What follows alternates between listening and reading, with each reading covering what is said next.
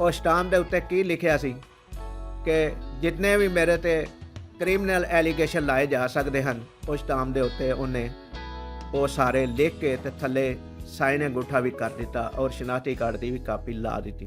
ਕਿਉਂਕਿ ਇਹਦਾ ਅਜਰ ਇਨਸਾਨਾਂ ਨਹੀਂ ਦੇਣਾ, ਇਹਦਾ ਅਜਰ ਹਮੇਸ਼ਾ ਅੱਲਾ ਨੇ ਦੇਣਾ। ਇਸ ਗੱਲ ਦਾ ਜਵਾਬ ਦਿਆਂ ਬਗੈਰ ਨਾਰਾਜ਼ ਹੋ ਕੇ ਚਲੇ ਜਾਂਦੇ ਹਨ ਕਿ ਇਸ ਨੇ ਸਾਨੂੰ ਉਹਦੀ ਹਮਾਇਤ ਵਿੱਚ ਆਉਣ ਵਾਸਤੇ ਸਾਡੀ ਹੌਸਲਾ ਅਫਜ਼ਾਈ ਨਹੀਂ ਕੀਤੀ, ਉਲਟਾ ਉਸ ਦਾ ਜੁਰਮ ਦੱਸ ਕੇ ਸਾਨੂੰ ਮੁਤਮਈਨ ਕਰਨ ਦੀ ਕੋਸ਼ਿਸ਼ ਕੀਤੀ ਹੈ। ਬਿਸਮਿल्लाहिर्रहमानिर्रहीम। ਦੋਸਤੋ अस्सलाम वालेकुम। ਦੋਸਤੋ ਅੱਲਾਹ ਤਾਲਾ ਅੱਗੇ ਦੁਆ ਹੈ ਕਿ ਤੁਸੀਂ ਸਾਰੇ ਸਾਡੀ ਇਸ ਵੀਡੀਓ ਨੂੰ ਦੇਖਣ ਵਾਲੇ ਸਿਹਤ ਤੇ ਤੰਦਰੁਸਤੀ ਵਾਲੀ ਲੰਬੀ ਜ਼ਿੰਦਗੀ ਗੁਜ਼ਾਰੋ। ਔਰ ਤੁਹਾਡੇ ਅੱਗੇ ਇੱਕ ਗੁਜ਼ਾਰਿਸ਼ ਹੈ ਕਿ ਸਾਡੀ ਅੱਜ ਦੀ ਇਸ ਵੀਡੀਓ ਨੂੰ ਆਖਿਰ ਤੱਕ ਜ਼ਰੂਰ ਦੇਖਿਆ ਜੇ, ਤਾਂ ਕਿ ਇਸ ਵੀਡੀਓ ਦੀ ਵਜ੍ਹਾ ਤੋਂ ਅਸੀਂ ਜਿਹੜਾ ਤੁਹਾਡੇ ਤੱਕ ਇੱਕ ਮੈਸੇਜ ਪਹੁੰਚਾਉਣਾ ਚਾਹੁੰਦੇ ਹਾਂ, ਉਹ ਮੈਸੇਜ ਵੀ ਤੁਹਾਡੇ ਤੱਕ ਪਹੁੰਚ ਸਕੇ। ਸਾਡੀ ਇਸ ਵੀਡੀਓ ਨੂੰ ਦੇਖਣ ਵਾਲੇ ਨਵੇਂ ਦੋਸਤਾਂ ਅੱਗੇ ਗੁਜ਼ਾਰਿਸ਼ ਹੈ ਕਿ ਸਾਡੇ ਇਸ ਚੈਨਲ ਨੂੰ ਸਬਸਕ੍ਰਾਈਬ ਕਰੋ ਔਰ ਘੰਟੀ ਦੇ ਬਟਨ ਨੂੰ ਵੀ ਦਬਾ ਦਿਓ, ਤਾਂ ਕਿ ਸਾਡੀ ਹਰ ਨਵੀਂ ਆਉਣ ਵਾਲੀ ਵੀਡੀਓ ਦਾ ਨੋਟੀਫਿਕੇਸ਼ਨ ਤੁਹਾਡੇ ਤੱਕ ਪਹੁੰਚ ਸਕੇ। ਇੱਕ ਪਾਸੇ ਜੁਰਮ ਦੇ ਖਿਲਾਫ ਖਲੋਣ ਵਾਲਿਆਂ ਨੂੰ ਉਹ ਹਲਾਸ਼ੇਰੀ ਦਿੰਦੇ ਨੇ, ਤੇ ਜਦੋਂ ਦੇਖਦੇ ਨੇ ਕਿ ਜਿਹਨੇ ਜੁਰਮ ਕੀਤਾ ਹੈ ਉਹ ਬੰਦਾ ਸਾਡੇ ਤਲਕ ਵਾਲਾ ਹੈ, ਤੇ ਉਹਦੀ ਪਸ ਪਰਦਾ ਹਮਾਇਤ ਵੀ ਕਰਦੇ ਨੇ। ਜਦੋਂ ਪਸ ਪਰਦਾ ਹਮਾਇਤ ਨਾ ਹੋ ਸਕੇ ਤੇ ਫਿਰ ਜਿਹੜਾ ਜੁਰਮ ਦੇ ਖਿਲਾਫ ਖਲੋਂਦਾ ਹੈ ਉਹਦੇ ਸਾਹਮਣੇ ਵੀ ਆ ਕੇ ਖਲੋ ਜਾਂਦੇ ਨੇ। ਉਹਦੀ ਮੈਂ ਇੱਕ ਮਿਸਾਲ ਦਿਆਂਗਾ ਕਿ ਮੈਂ ਇੱਕ ਬੰਦੇ ਦੇ ਖਿਲਾਫ ਖਲੋਤਾ ਜਿਨੇ ਗਰੀਬ ਬੱਚਿਆਂ ਦਾ ਹੱਕ ਖਾਣ ਦੀ ਕੋਸ਼ਿਸ਼ ਨਾ ਕੀਤੀ, ਬਲਕਿ ਹੱਕ ਦਾ ਖਾ ਲਿਆ। ਜਾਂ ਸਮਝ ਲਓ ਮੇਰਾ ਇੱਕ ਤਲਕ ਵਾਲਾ ਬੰਦਾ ਮੈਨੂੰ ਆ ਕੇ ਬਜ਼ੁਰਗ ਥਾਪੜਾ ਦੇਣ ਲੱਗਾ ਕਿ ਤੂੰ ਇਹ ਬੜਾ ਅੱਛਾ ਕੰਮ ਕੀਤਾ, ਅਸੀਂ ਇਹ ਤੇਰੇ ਨਾਲ ਆ, ਲੇਕਿਨ ਤੂੰ ਅਗਰ ਖਲੋਤਾ ਰਿਹਾ ਤੇ ਸਾਡੀਆਂ ਸਾਰੀਆਂ ਹਮਦਰਦੀਆਂ ਤੇਰੇ ਨਾਲ ਨੇ, ਕਿਉਂਕਿ ਇਹ ਕੰਮ ਅੱਲਾ ਨੂੰ ਬੜਾ ਪਸੰਦ ਹੈ ਕਿ ਜਿਹੜਾ ਜੁਰਮ ਦੇ ਖਿਲਾਫ ਖਲੋਂਦਾ ਹੈ, ਤੇ ਤੂੰ ਜੁਰਮ ਦੇ ਖਿਲਾਫ ਖਲੋਤਾ ਹੈ ਤੇ ਸਾਡੀਆਂ ਸਾਰੀਆਂ ਹਮਦਰਦੀਆਂ ਤੇਰੇ ਨਾਲ ਨੇ। ਲੇਕਿਨ ਜਦੋਂ ਮੈਂ ਉਸ ਜੁਰਮ ਦੇ ਖਿਲਾਫ ਚੱਲਦਾ ਰਿਹਾ ਤੇ ਉਹ ਹੀ ਲੋਕ ਮੈਨੂੰ ਸਿਫਾਰਿਸ਼ ਲੈ ਕੇ ਵੀ ਮੇਰੇ ਕੋਲ ਆਉਂਦੇ ਰਹੇ ਕਿ ਇਸ ਬੰਦੇ ਦੇ 2 ਬੇਟੇ ਨੇ, 2 ਬੱਚੇ ਨੇ, ਉਹਨਾਂ ਦੇ ਅਗਰ ਨੌਕਰੀ ਇਹ ਬੰਦੇ ਦੀ ਖਤਮ ਹੋ ਗਈ ਤੇ ਇਹਨਾਂ ਦੇ ਬੱਚਿਆਂ ਦੇ ਦਾ ਕੀ ਬਣੇਗਾ। ਤੇ ਲੇਕਿਨ ਉਹ ਇਸ ਦੂਸਰੇ ਪਾਸੇ ਇਹ ਸੋਚਦੇ ਨਹੀਂ ਹਨ ਕਿ ਇਸ ਬੰਦੇ ਨੇ 150 ਗਰੀਬ ਬੱਚੇ ਦਾ ਹੱਕ ਖਾਧਾ। ਸਿਰਫ ਉਸ ਅਮੀਰ ਬੰਦੇ ਦੇ 2 ਬੱਚਿਆਂ ਦਾ ਹੀ ਸਾਰਿਆਂ ਨੂੰ ਖਿਆਲ ਆਉਂਦਾ ਸੀ, ਜਿਹੜੇ ਲੋਕ ਵੀ ਸਿਫਾਰਿਸ਼ ਲੈ ਕੇ ਆਉਂਦੇ ਹਨ।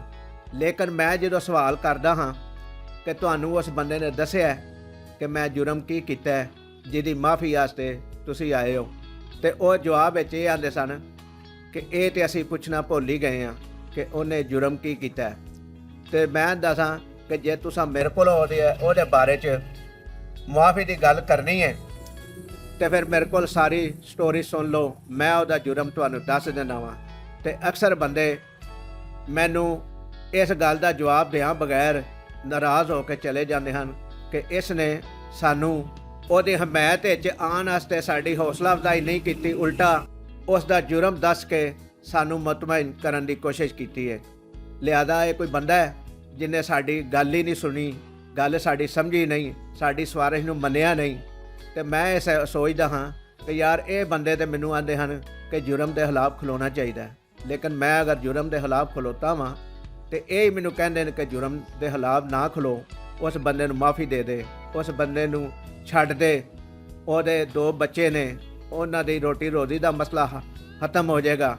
ਤੇ ਮੈਂ ਦੂਸਰੇ ਪਾਸੇ ਸੋਚਦਾ ਹਾਂ ਕਿ ਇਹਨਾਂ ਨੂੰ 150 ਬੱਚਾ ਜਿਹੜਾ ਗਰੀਬ ਹੈ, ਜਿਹਦਾ ਇਹਨਾਂ ਹੱਕ ਖਾਧਾ, ਉਹਨਾਂ ਦੀ ਤਾਲੀਮ ਦਾ ਕਿੰਨਾ ਹਰਜ ਹੋਏਗਾ, ਜਾਂ ਉਹਨਾਂ ਦੇ ਅਹਿਸਾਸੇ ਮਹਿਰੂਮੀ ਹੋਏਗੀ ਕਿ ਨਹੀਂ, ਜਾਂ ਉਹਨਾਂ ਦਾ ਹੱਕ ਨਹੀਂ ਹੈ ਕਿ ਉਹਨਾਂ ਨੂੰ ਤਾਲੀਮ ਮਿਲ ਸਕੇ। ਇਸ ਬਾਰੇ ਦੇ ਵਿੱਚ ਤੇ ਕੋਈ ਵੀ ਨਹੀਂ ਸੋਚਦਾ।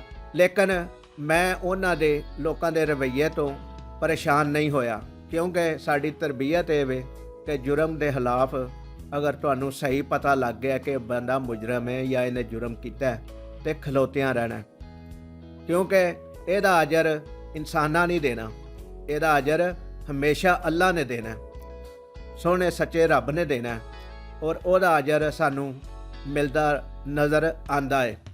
ਕਿਉਂਕਿ ਅੱਲਾਹ ਤਾਲਾ ਨੇ ਕਿਹਾ ਕਿ ਜਿਹੜਾ ਕੰਮ ਤੁਸੀਂ ਨੇਕ ਕਰੋਗੇ ਉਹ ਦੁਨੀਆ ਤੇ ਤੁਹਾਨੂੰ ਉਸ ਨੇਕ ਕੰਮ ਦੇ ਬਦਲੇ 'ਚ 10 ਨੇਕੀਆਂ ਮਿਲਣਗੀਆਂ ਤੇ ਕਿਆਮਤ ਵਾਲੇ ਦਿਨ 70 ਮਿਲਣਗੀਆਂ। ਔਰ ਉਹ ਜਿਹੜਾ ਅਜਰ ਹੈ ਅੱਲਾ ਨੇ ਦੱਸਿਆ ਸਾਨੂੰ, ਉਹ ਸਾਨੂੰ ਨਜ਼ਰ ਆਉਂਦਾ ਹੈ ਅਜਰ ਮਿਲਦਾ। ਇਹ ਥੋੜ੍ਹੀ ਸਹੀ ਗੱਲ ਸੁਣਾਉਣ ਦਾ ਮਕਸਦ ਇਹ ਸੀ ਜਿਹੜਾ ਨੌਜਵਾਨ ਤਬਕਾ ਹੈ ਉਹ ਇਸ ਗੱਲ ਨੂੰ ਸਮਝ ਲੇ ਔਰ ਦਿਲ ਦੇ ਵਿੱਚ ਬਿਠਾ ਲਵੇ ਕਿ ਕੋਈ ਵੀ ਨੇਕ ਕੰਮ ਕਰੋਗੇ ਤੇ ਉਹਦਾ ਅਜਰ ਅੱਲਾਹ ਤਾਲਾ ਤੁਹਾਨੂੰ ਜ਼ਰੂਰ ਦੇਗੀ, ਲੇਕਿਨ ਅਗਰ ਬੁਰੇ ਦਾ ਸਾਥ ਦਿਓਗੇ ਤੇ ਉਹਦਾ ਵੀ ਤੁਹਾਨੂੰ ਦੁਨੀਆ ਦੇ ਉੱਤੇ ਹੀ ਸਿਲਾ ਮਿਲੇਗਾ। ਤੇ ਦੋਸਤੋ, ਇਹ ਚੱਲਦਾ ਸਿਲਸਿਲਾ ਇੱਕ ਦਿਨ ਉਹ ਆਇਆ ਕਿ ਉਸੇ ਬੰਦੇ ਨੇ ਜਿਹਨੇ ਮੈਨੂੰ ਸ਼ੁਰੂ 'ਚ ਮੈਂ ਦੱਸਿਆ ਕਿ ਉਹਨੇ ਮੈਨੂੰ ਥਾਪੜਾ ਮਾਰਿਆ, ਹਲਾਸ਼ੇਰੀ ਦਿੱਤੀ, ਉਸੇ ਬੰਦੇ ਨੇ ਮੇਰੇ ਖਿਲਾਫ ਇਸਟਾਮ ਲਿਖ ਦਿੱਤਾ ਉਸ ਬੰਦੇ ਦੀ ਹਮਾਇਤ ਵਿੱਚ ਕਿ ਜਿਹਨੇ ਜੁਰਮ ਕੀਤਾ ਸੀ। ਉਹ ਇਸਟਾਮ ਦੇ ਉੱਤੇ ਕੀ ਲਿਖਿਆ ਸੀ ਕਿ ਜਿੰਨੇ ਵੀ ਮੇਰੇ ਤੇ ਕ੍ਰਿਮੀਨਲ ਐਲੀਗੇਸ਼ਨ ਲਾਏ ਜਾ ਸਕਦੇ ਹਨ, ਉਹ ਇਸਟਾਮ ਦੇ ਉੱਤੇ ਉਹਨੇ ਉਹ ਸਾਰੇ ਲਿਖ ਕੇ ਤੇ ਥੱਲੇ ਸਾਈਨ ਅੰਗੂਠਾ ਵੀ ਕਰ ਦਿੱਤਾ ਔਰ ਸ਼ਨਾਖਤੀ ਕਾਰਡ ਦੀ ਵੀ ਕਾਪੀ ਲਾ ਦਿੱਤੀ। ਤੇ ਉਹ ਬੰਦਾ ਜਦੋਂ ਮੈਨੂੰ ਮਿਲਿਆ ਮਸਜਿਦ ਦੇ ਵਿੱਚ ਤੇ ਮੈਂ ਉਹਨੂੰ ਪੁੱਛਿਆ, ਜਨਾਬ ਤੁਸੀਂ ਤੇ ਮੈਨੂੰ ਕਹਿੰਦੇ ਹੋ ਕਿ ਜੁਰਮ ਦੇ ਖਿਲਾਫ ਖਲੋਣਾ ਬੜਾ ਅੱਛਾ ਅਮਲ ਹੈ, ਲੇਕਿਨ ਤੁਸੀਂ ਮੇਰੇ ਖਿਲਾਫ ਸਟਾਮ ਵੀ ਲਿਖ ਦਿੱਤਾ।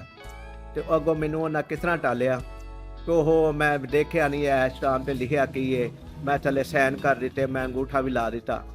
ਤੇ ਮੈਂ ਕਿਹਾ ਕਿ ਅਗਰ ਤੁਹਾਡੇ ਕੋਲ ਸਟਾਮ ਲੈ ਆਵਾਂ ਤੇ ਤੁਸੀਂ ਸਟਾਮ ਪੜ੍ਹਨ ਤੋਂ ਬਗੈਰ, ਵੇਖਣ ਤੋਂ ਬਗੈਰ ਸਾਈਨ ਅੰਗੂਠਾ ਕਰ ਦਿਓਗੇ? ਨਹੀਂ, ਇੱਕ ਵਾਰੀ ਤੇ ਮੈਂ ਕਰ ਦਿੱਤਾ ਹੈ। ਤੇ ਮੈਂ ਹੈ ਜੇ ਤੁਸੀਂ ਉਹ ਪੜ੍ਹਿਆ ਨਹੀਂ ਤੇ ਉਹਦੇ ਉੱਤੇ ਤੁਹਾਡੇ ਪ੍ਰਾਪਰਟੀ ਦੇ ਡਾਕੂਮੈਂਟਸ ਬਣੇ ਹੁੰਦੇ ਤੇ ਫਿਰ ਤੁਸੀਂ ਕੀ ਕਰਦੇ? ਇਹ ਤੇ ਵਾਕਈ ਮੇਰੇ ਕੋਲ ਬੜੀ ਵੱਡੀ ਗਲਤੀ ਹੋਈ ਹੈ ਤੇ ਮੈਂ ਹੁਣ ਉਹ ਗਲਤੀ ਤੁਹਾਡੇ ਕੋਲ ਸੁਧਾਰਨ ਦਾ ਟਾਈਮ ਕੋਈ ਨਹੀਂ। ਜਿਹੜਾ ਮੁਜਰਮ ਸੀ ਉਹਨੂੰ ਤੁਹਾਡੇ ਇਸ ਸਟਾਮ ਦੀ ਵਜ੍ਹਾ ਤੋਂ ਉਹਦੀ ਸਮਝ ਲਓ ਕਿ ਸਜ਼ਾ 'ਚ ਕਮੀ ਆ ਗਈ ਹੈ। ਸਜ਼ਾ ਤੇ ਉਹਨੂੰ ਮਿਲੀ ਹੈ ਲੇਕਿਨ ਉਹਦੀ ਸਜ਼ਾ 'ਚ ਕਮੀ ਆ ਗਈ ਹੈ ਤੁਹਾਡੇ ਇਸ ਥੋੜ੍ਹੇ ਜਿਹੇ ਅਮਲ ਦੀ ਵਜ੍ਹਾ ਤੋਂ। ਫਿਰ ਇਸੇ ਤਰ੍ਹਾਂ ਇੱਕ ਹੋਰ ਬੰਦਾ 6-7 ਬੰਦੇ ਲੈ ਕੇ ਮੇਰੇ ਕੋਲ ਆ ਗਿਆ ਤੇ ਉਹਨੇ ਵੀ ਕਿਹਾ ਕਿ ਜਨਾਬ ਉਹਨੂੰ ਮਾफ़ੀ ਦੇ ਦਿਓ, ਮੁਜਰਮ ਜਿਹੜਾ ਨਾ ਸਾਡੇ ਜ਼ਰੀਏ ਤੁਹਾਡੇ ਕੋਲ ਮਾਜ਼ਰਤ ਕਰਨੀ ਚਾਹੁੰਦਾ। ਤੇ ਮੈਂ ਉਹਨਾਂ ਨੂੰ ਕਿਹਾ ਕਿ ਜਨਾਬ ਤੁਹਾਨੂੰ ਇਹ ਪਤਾ ਹੈ ਕਿ ਜੁਰਮ ਕੀ ਹੈ? ਤੇ ਉਹਨਾਂ ਵੀ ਇਹੀ ਆਖਿਆ ਕਿ ਇਹ ਗੱਲ ਤੇ ਅਸੀਂ ਉਹਨੂੰ ਕੋਈ ਨਹੀਂ ਪੁੱਛੀ ਤੇ ਨਾ ਹੀ ਪਤਾ ਸਾਨੂੰ ਕਿ ਉਹਨੇ ਜੁਰਮ ਕੀ ਕੀਤਾ। ਤੇ ਮੈਂ ਫਿਰ ਤੁਸੀਂ ਉਹਦੀ ਜਿਹੜੀ ਦਰਖਾਸਤ ਕਰ ਰਹੇ ਹੋ ਕਿ ਉਹਨੂੰ ਮਾफ़ੀ ਦੇ ਦਿੱਤੀ ਜਾਏ, ਉਹਨੂੰ ਛੱਡ ਦਿੱਤਾ ਜਾਏ ਜਾਂ ਕੇਸ ਵਾਪਸ ਲੈ ਲਿਆ ਜਾਏ। ਤੇ ਫਿਰ ਤੁਸੀਂ ਸਮਝ ਲਓ ਕਿ ਜਦੋਂ ਤੁਹਾਨੂੰ ਪਤਾ ਹੀ ਨਹੀਂ ਤੇ ਤੁਸੀਂ ਸਾਰੀਆਂ ਸਿਫਾਰਿਸ਼ਾਂ ਕਿਉਂ ਕਰਦੇ ਹੋ? ਤੇ ਉਹਨਾਂ ਨੇ ਕਿਹਾ ਕਿ ਤੁਸੀਂ ਜ਼ਰਾ ਦੱਸ ਦਿਓ। ਮੈਂ ਜਦੋਂ ਉਹਨਾਂ ਨੂੰ ਦੱਸਿਆ, ਪਹਿਲਾਂ ਉਹਨਾਂ ਨੂੰ ਮੈਂ ਪੁੱਛਿਆ ਕਿ ਤੁਹਾਡੇ ਬੱਚੇ ਕਿੱਥੇ ਪੜ੍ਹਦੇ ਨੇ? ਤੇ ਉਹਨਾਂ ਫਿਰ ਜਦੋਂ ਮੈਨੂੰ ਦੱਸਿਆ ਫਲਾਂ ਸਕੂਲ ਵਿੱਚ ਹੀ ਪੜ੍ਹਦੇ ਨੇ ਜਿਹਦੇ ਬਾਰੇ 'ਚ ਅਸੀਂ ਗੱਲ ਕਰ ਰਹੇ ਹਾਂ। ਤੇ ਮੈਂ ਫਿਰ ਤੁਹਾਡੇ ਬੱਚਿਆਂ ਦਾ ਹੱਕ ਖਾ ਜੇ ਬੰਦਾ ਇੱਕ, ਤੇ ਫਿਰ ਉਹਨੂੰ ਮਾफ़ੀ ਦੇਣੀ ਚਾਹੀਦੀ ਹੈ ਕਿ ਨਹੀਂ? ਤੁਸੀਂ ਫੈਸਲਾ ਕਰੋ। ਤੇ ਉਹਨਾਂ ਕਿਹਾ ਨਹੀਂ ਦੇਣੀ ਚਾਹੀਦੀ। ਤੇ ਮੈਂ ਫਿਰ ਤੁਸੀਂ ਉਹਦਾ ਸਾਥ ਦਿਓਗੇ ਜਾਂ ਮੇਰਾ ਸਾਥ ਦਿਓਗੇ? ਉਹਨਾਂ ਕਿਹਾ ਅਸੀਂ ਉਹਦਾ ਸਾਥ ਨਹੀਂ ਦਿਆਂਗੇ, ਅਸੀਂ ਤੇਰਾ ਸਾਥ ਦਿਆਂਗੇ। ਮੈਂ ਮੈਨੂੰ ਤੁਹਾਡੇ ਸਾਥ ਦੀ ਸਿਰਫ ਇੰਨੀ ਕੋਈ ਜ਼ਰੂਰਤ ਹੈ ਜਿਹੜੇ ਤੁਸੀਂ ਲਫ਼ਜ਼ ਬੋਲ ਦਿੱਤੇ ਨੇ, ਕਿਉਂਕਿ ਮੈਨੂੰ ਪਤਾ ਹੈ ਮੈਂ ਹੱਕ ਸੱਚ ਦੀ ਆਵਾਜ਼ ਬੁਲੰਦ ਕੀਤੀ ਹੈ ਔਰ ਇਹ ਇਲਮ ਲੈ ਕੇ ਚੱਲਿਆ ਵਾਂ। ਤੇ ਦੋਸਤੋ, ਇਹ ਥੋੜ੍ਹੀ ਜਿਹੀ ਸਟੋਰੀ ਸੁਣਾਉਣ ਦਾ ਮਕਸਦ ਇਹ ਸੀ ਕਿ ਮੁਆਸ਼ਰਾ ਸਾਡਾ ਜਿਹੜਾ ਦੋ ਰੁਖੀ ਕਿਉਂ ਹੈ, ਸਾਡੇ ਮੁਆਸ਼ਰੇ ਦੇ ਵਿੱਚ ਇਹ ਦੋ ਚਿਹਰੇ ਕਿਉਂ ਨੇ। ਇਸ ਲਈ ਤੁਹਾਡੇ ਅੱਗੇ ਗੁਜ਼ਾਰਿਸ਼ ਹੈ ਕਿ ਕਮੈਂਟ ਸੈਕਸ਼ਨ ਵਿੱਚ ਇੱਕ ਕਮੈਂਟ ਲਾਜ਼ਮੀ ਕਰਿਆ ਜੇ। ਅਗਲੀ ਵੀਡੀਓ ਤੱਕ ਲਈ ਇਜਾਜ਼ਤ ਦਿਓ। ਇਸ ਵੀਡੀਓ ਨੂੰ ਲਾਈਕ ਕਰਿਆ ਜੇ, ਸ਼ੇਅਰ ਕਰਿਆ ਜੇ ਤੇ ਚੈਨਲ ਨੂੰ ਸਬਸਕ੍ਰਾਈਬ ਜ਼ਰੂਰ ਕਰਿਆ ਜੇ। ਅੱਲਾਹ ਤਾਲਾ ਸਾਡਾ ਤੇ ਤੁਹਾਡਾ ਹਾਮੀ ਨਾਸਰ ਹੋਵੇ। ਅੱਲਾ ਨਿਗਹਿਬਾਨ।